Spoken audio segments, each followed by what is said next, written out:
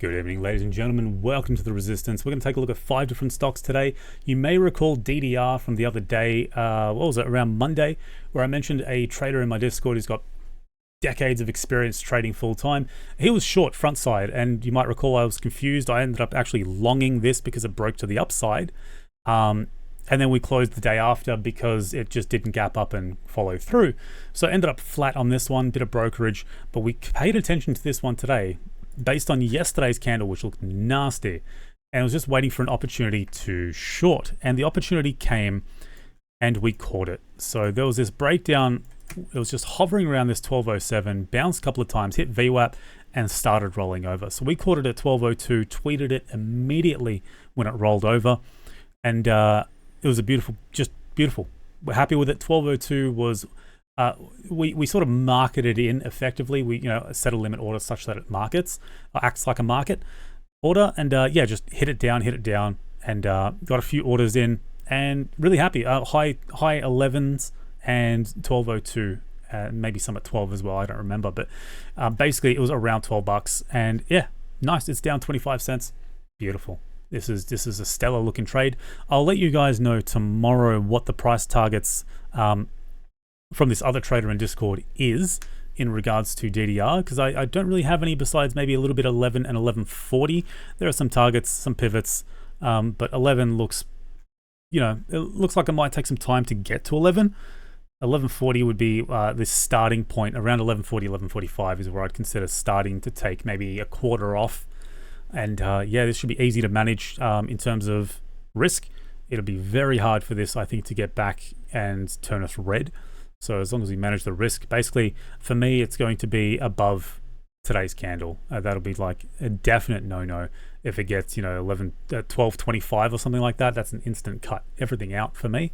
That's how I plan on trading this at the very least. And of course, that it depends on what happens intraday. Depends if there's catalyst news. It's just a general idea of what I'm thinking out loud. Assuming nothing drastic changes, this should be a nice profitable trade. LTR. Now, you might be surprised, ladies and gentlemen, we are now short on lithium. So I just want to highlight a couple of things. One is how these lithium stocks have bounced now versus how they've bounced in the past. And you look at something like PLS. So PLS, kind of much the same. Okay, there wasn't much of a bounce there, but the bounces are very weak relative to the spot price movement. So Vulcan is particularly noticeable. You got big move here, big bounce here, practically nothing here, just nothing. And we take a look at the spot price. The bounce on the spot is actually pretty decent, and especially relative to the last bounce that it had. But we zoom out, we take a look at zoom in. We take a look at the 5 minute. It's kind of just, it's going up and up, and now we've kind of got sideways, and it's really tickling the lows now. It's tickling a bit of a short idea at the moment. We also have Lithium ETF not looking good, which justifies our match close on Vulcan today. And also ALB, I mean, that sort of ties in with the Lithium ETF, but ALB was very flat overnight. It wasn't looking crash hot. So LTR, we ended up going short on the afternoon. Let me just bring up the intraday.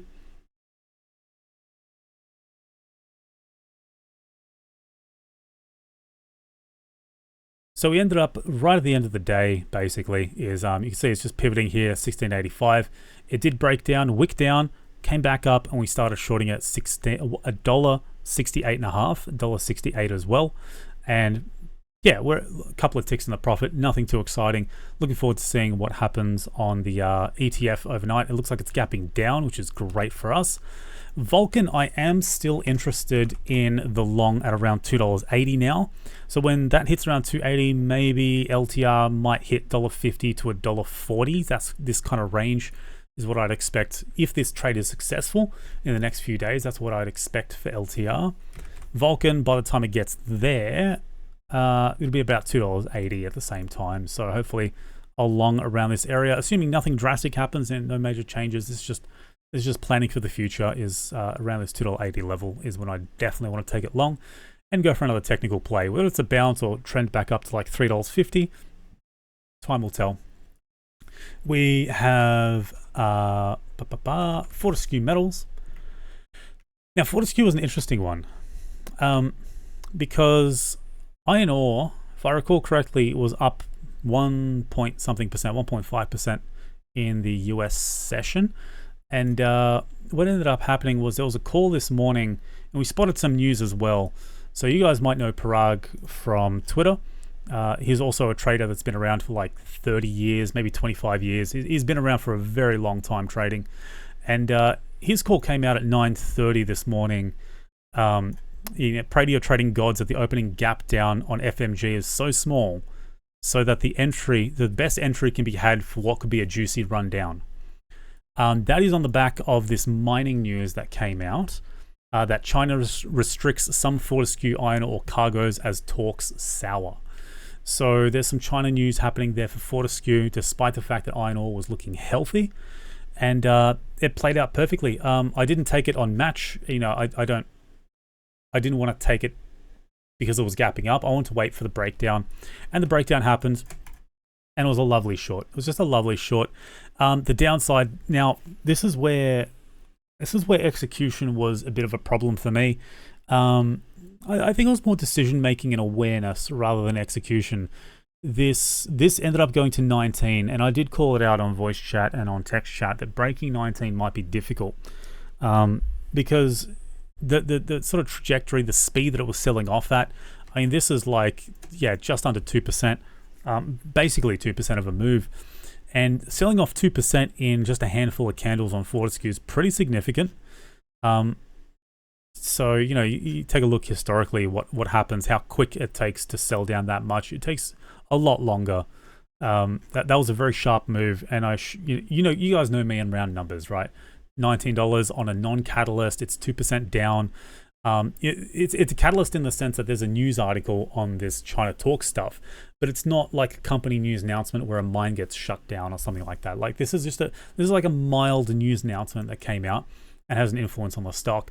So a 2% move is significant. A quick 2% move is significant, and closing out at a round number like 19 is just clean cut. It's so obvious.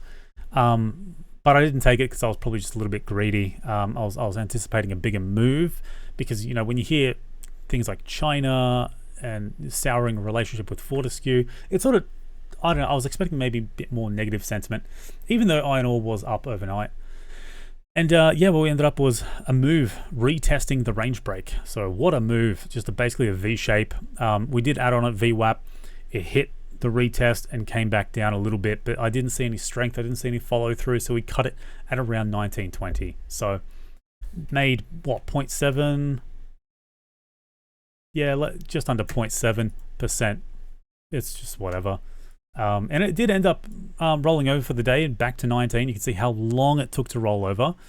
And then it didn't really do much else. That was it.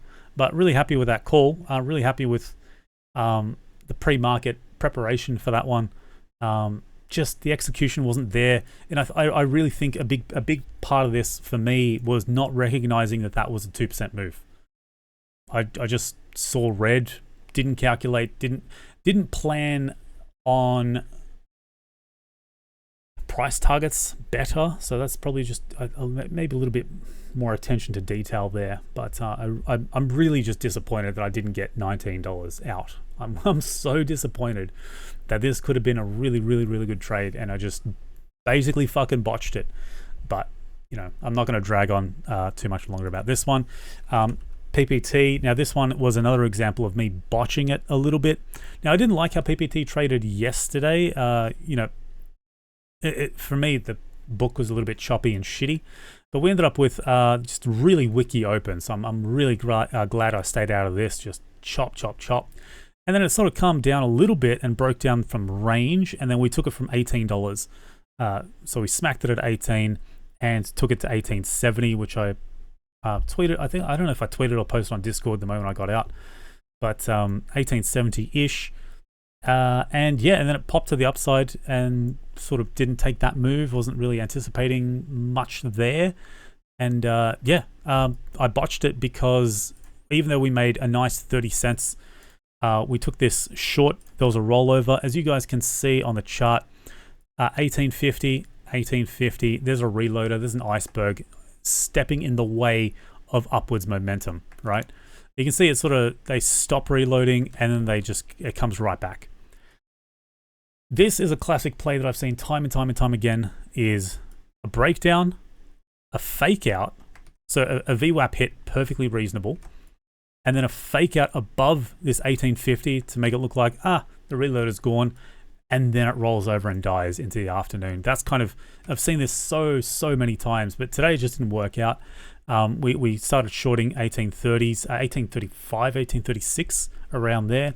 And then it basically just instantly recovered. And then, there was a bit of an add-on here as it got to VWAP, and then a bit of an add-on at 1850.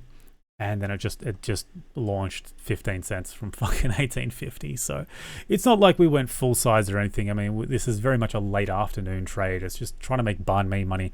But I did give back most by the end of it, mostly because the 1850 ad, and then it jumped 15 cents. So at least we didn't go full size or anything down here. That would have been brutal. But, it's shit. I think I can definitely justify the short there. I'm not so sure about the VWAP because that did almost immediately recover from the breakdown to come back to VWAP. I was like, okay, maybe that's a semi-justifiable trade, but really this 1850 should have just let it go. But I was hoping the reloader would be back, and hope is not a strategy, I guess. So yeah, just wicked up and punished us basically. So that's all she wrote for today. I'll catch you guys tomorrow. Have a good one. Peace.